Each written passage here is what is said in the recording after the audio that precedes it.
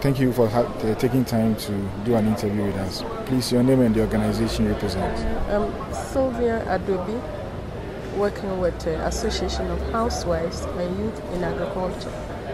Can you please tell us something small about your organization, your association? What do you do? Yeah, in my organization, we help the women in the rural areas and the youth in the rural areas to we help them with projects working like shea butter processing, picking and processing, to at least make up their livelihoods. Can you please explain the Youth in Agriculture part of your association's name? What is it all about? Yeah, the Youth in Agriculture is helping the youth to do farming and to legumes or anything at all like rice and other products like tomato farming in the Upper East region. So today you are here at Blogging Ghana's social media training for NGOs, civil society organizations in the northern region.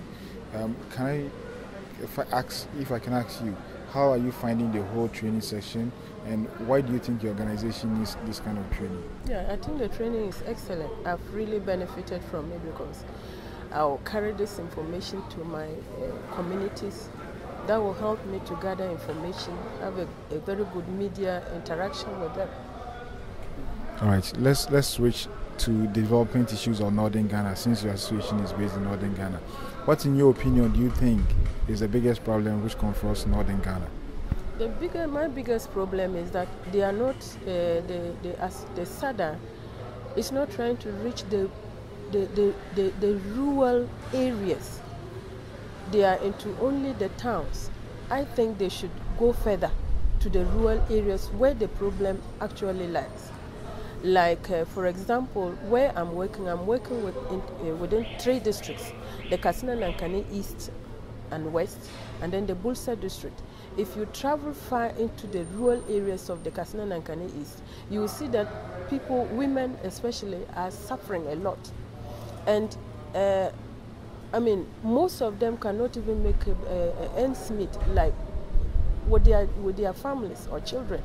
And most of the children are still loitering about. They are not into schools. In the Bulsa district, it's even worse, because you get there, you see women and children still you can't actually know what to say about them. They just cannot make ends meet. So by SADA, you mean the Savannah Accelerated Development Authority. Yes. So if I can deduce from what you are saying, unemployment and education are the main problems here? The main problems there.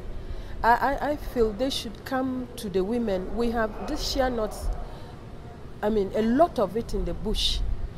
Because of snake bites and other hazards, the women cannot go into the bush to collect these things. So I think that if SADA should come up to help the women with protective clothing and hand gloves and Wellington boots, and then touchlights to allow these women, because they normally do it at dawn, around 3 a.m. to 4 a.m. They have to go there, otherwise they will not be able to pick quickly and come back home. And also transportation, to allow them to go and pick enough to come, so that they will be able to process the butter and sell it, or even to sell the nuts and to be able to get a living out of it. You seem to know much or something about SADA, but do people in your community or the communities which you work within, do the people know about SADA and its aims? No, it hasn't gotten to my place yet. So they don't even know about SADA's existence? They don't know about SADA. Okay. Which communities? Kassina-Nankani East and West, and then Bulsa district. Okay. Let's switch to elections. We go to the polls in December, and I believe you registered to vote.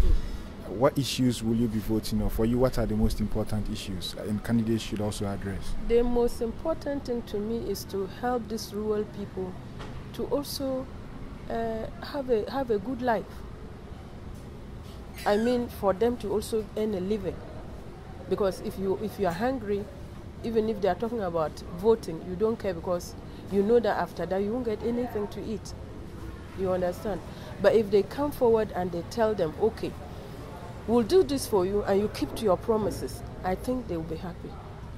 Thank you, madam, for talking to us.